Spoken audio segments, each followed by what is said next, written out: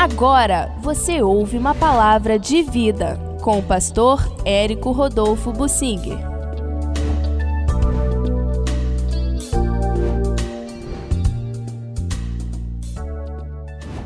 Por que a tribo de Judá foi poderosa e honrada na Bíblia?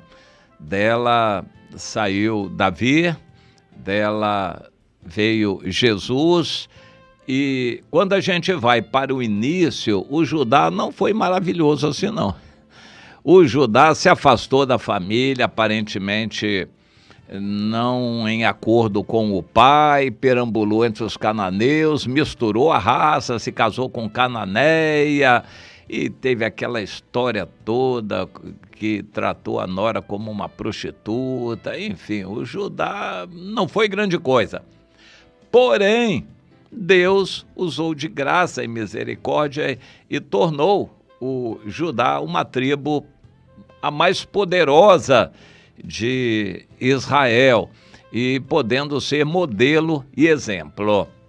Eu quero focalizar o capítulo 1 de Juízes, logo após a morte de Josué, que era a tribo de José, era Efraim. E o Josué foi o líder, porque seguiu o Moisés. Não porque era da tribo de Efraim, mas porque seguiu a Moisés. Foi discípulo de Moisés. O Josué foi discípulo de Moisés. É um dos casos bem-sucedidos de discipulado. O Moisés preparou o Josué e Deus escolheu o Josué, que foi um grande líder, mas ele não fez discípulos. E quando ele morreu, o país foi jogado numa espécie de vazio de liderança. Não sei se você já viu acontecer uma igreja grande, pujante, tem um líder. O problema, a questão fundamental é o líder. O líder dinâmico, animado, a igreja cresce, é reconhecida e é um ambiente muito bom. Quando o líder morre, a igreja entra num caos, numa frustração, começa a se esvaziar porque o líder morreu. Não preparou outro líder e quando ele morreu, a igreja ficou sem rumo. Infelizmente isso acontece muito no meio evangélico. E eu me lembro de uma igreja em que o pastor se gabava, era uma igreja importante perto de nós aqui, se gabava de ter 11 mil membros. A gente não sabia como nem onde caberiam ali esses todos. O templo dava para 1.000, pouco mais que 1.000 pessoas, não sabemos onde estavam esses outros todos. Mas enfim, se gabavam, era uma igreja grande, recebia presidente da república, etc, etc.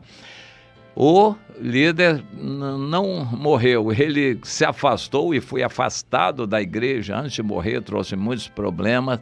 A igreja se desmiringuiu, hoje é insignificante na cidade. Depois de ter se dividido, o número se reduziu bastante, o número de pessoas ali. E eu quero focalizar esse aspecto. A igreja massificada, grande, aquela multidão reunida num templo, isso não é a igreja. Isso é uma ficção religiosa, aparência, e de uma hora para outra aquilo desmorona por completo. O povo de Israel, após a morte de Josué, entrou num caos, num vazio. Mas aí Deus fez algo acontecer e então, depois da morte de Josué, assim começa o livro de Juízes, os filhos de Israel, temerosos, consultaram o Senhor, dizendo: quem dentre nós primeiro vai subir aos cananeus para pelejar contra eles? E o Senhor respondeu: Judá subirá primeiro. Eis que nas mãos de Judá entreguei a terra. Disse, pois, Judá a Simeão, seu irmão: sobe comigo a herança que me caiu por sorte, pelejemos contra os cananeus, e depois também eu subirei contigo a tua herança que te caiu por sorte. E Simeão partiu com Judá. Se uniram, duas tribos. Era o que Deus queria. Agora, por que isso aconteceu? O texto continua. E Judá partiu para cima dos cananeus em Bezeque e mataram Adoni-Bezeque, e depois pelejaram contra Jerusalém, tomaram a cidade de Jerusalém. Interessante, a Jerusalém caiu por sorte a tribo de Benjamim, que aparentemente não valorizou, não teve condições nem força para conquistar ou para tomar posse de Jerusalém, e caiu nas mãos dos jebuseus. Depois de Judá ter tomado, Judá manifestou aquela vontade de tomar posse daquela terra, mas como cabia à tribo de Benjamim, Judá deixou para lá, e os jebuseus acabaram tomando conta. E Judá veio mais para o sul, junto com sua tribo irmã, Simeão. E então Judá partiu. Mas por que essa valentia de Judá? Porque havia um líder chamado Calebe. O Calebe vinha desde a saída do Egito, companheiro de Josué, fiel a Moisés. O Calebe era lutador, guerreiro e um líder que foi exemplo para sua família. A família de Calebe foi toda de valentes, porque o Calebe foi valente. Em consequência, a tribo toda de Judá foi valente por causa do Calebe. E nós vemos isso de uma forma muito interessante. Além de ser humilde, a tribo de Judá teve a humildade de pedir ajuda da tribo irmã Simeão. A gente deveria trabalhar assim. Agora eu pergunto, você conhece alguma igreja que vai pedir ajuda da igreja que está próxima no bairro, embora seja de outra denominação? Você conhece alguma igreja que vai fazer trabalho junto com outra igreja? Nem na mesma denominação. Existe um espírito carnal de concorrência entre igrejas. Uma jamais vai querer ajudar ou receber ajuda da outra que é vizinha. Elas estão concorrendo, disputando membros, não quer que a outra roube membros. Infelizmente, o espírito é esse, de sectarismo. O denominacionalismo é um dos aspectos do sectarismo. É muito triste esse espírito no meio do povo de Deus, mas Judá dá o exemplo. Pediu ajuda da sua tribo irmã. Você vem me ajudar e depois eu vou ajudar você a conquistar o nosso território. O que significa isso em nossos dias? Eu vou ajudar você a edificar os irmãos que Deus deu para serem membros daí. Depois você vem me ajudar naqueles aspectos em que nós precisarmos aqui a edificarmos os nossos irmãos, os discípulos que Deus nos deu. Eu vou ajudar você, você vem ajudar a mim aqui. Infelizmente, esse espírito não existe no meio do povo de Deus hoje, mas existiu entre a tribo de Judá e Simeão, pelo que eles foram um exemplo. Com o passar do tempo, a tribo de Simeão foi absorvida pela tribo de Judá, que manifestou princípios e valores. Já Simeão estava muito enfraquecida. Ajudou, foi importante, depois ela perdeu a sua direção. Mas isso já estava profetizado lá pelo Jacó, no final de Gênesis, lembrando aquela atitude ruim que o Simeão teve junto com Levi, de matar à traição os habitantes da cidade de Siquém. Mas o Calebe continuou, ele foi valente e deu oportunidade a seus familiares de liderarem uma expedição para conquistar Hebrom, Kiriat Arba, e aparentemente o Calebe nem foi junto, ele ficou supervisionando, ele achou que os outros eram suficientes e poderiam sozinhos conquistar a cidade, e ele deu apoio. Havia até gigantes lá, mas eles foram lá e conquistaram.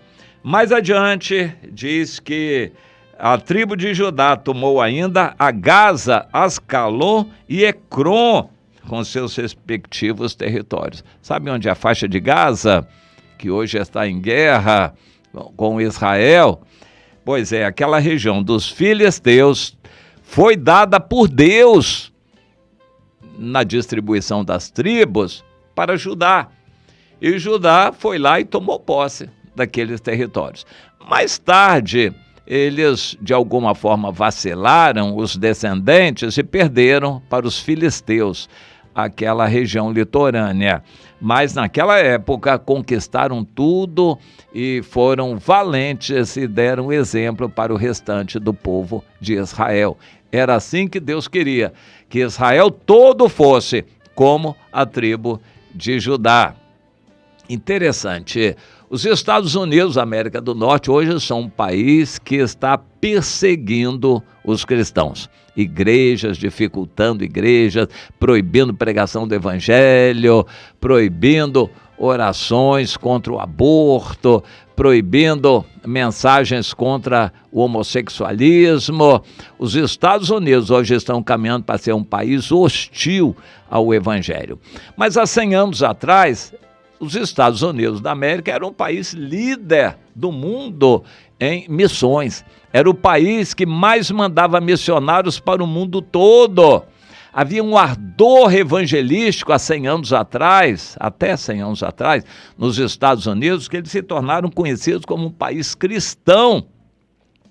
E muitos se enganam achando que os Estados Unidos eram um país cristão por causa da sua fundação. Os puritanos, as 13 colônias, um país que veio cristão. Mas não é verdade. Aquilo não vingou, não continuou. Aquele início, 1700 e por aí, aquele início não vingou. Foi necessário que Deus levantasse depois um homem chamado Charles Finney.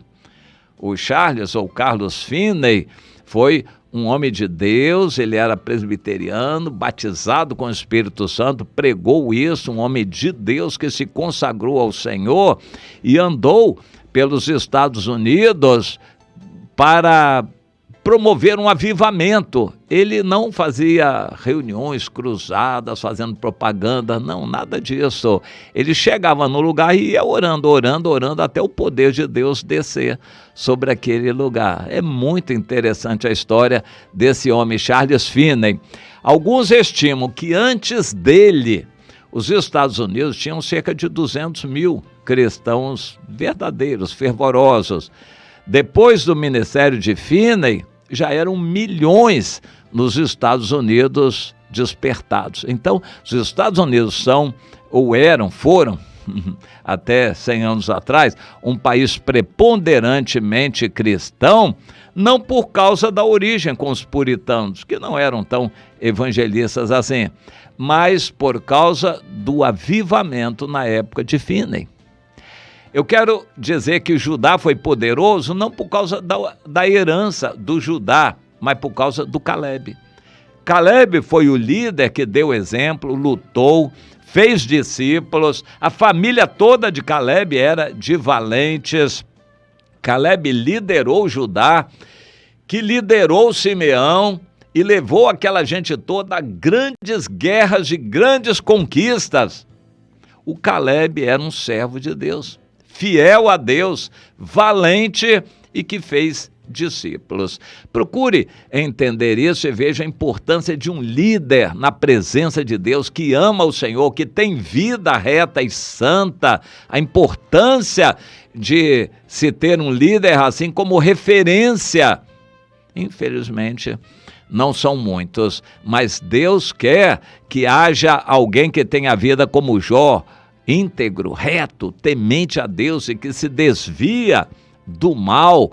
E o Caleb foi uma pessoa assim que deu exemplo e foi modelo para a tribo de Judá e liderou a tribo de Judá para se tornar a tribo mais poderosa e foi uma tribo agraciada por Deus com o Davi, que foi dessa tribo, e depois Jesus, que descendeu também dessa tribo. Judá foi poderosa e foi honrada pelo Senhor, principalmente por causa do Caleb, um líder que fez toda a diferença. Minha irmã, você quer ser uma pessoa de oração, consagrada a Deus, onde Deus colocou você, na sua família, na igreja. Meu irmão, você quer ser uma pessoa assim, uma referência, alguém que viva santamente na presença de Deus, seja valente e exemplo para os que estão à sua volta? Manifeste isso, diga para Deus, como Caleb disse aos 85 anos, olha, eu não estou velho não, eu estou muito animado e quero lutar muito. Quantos crentes velhos já desanimaram e nunca vão mais evangelizar? Eles deveriam estar como Caleb, renovados aos 85 anos de idade, com muita vontade de evangelizar e de ganhar almas para o Senhor e dar exemplo e ser modelo para os crentes novos e fazendo discípulos nessa direção. Você quer ser uma pessoa assim?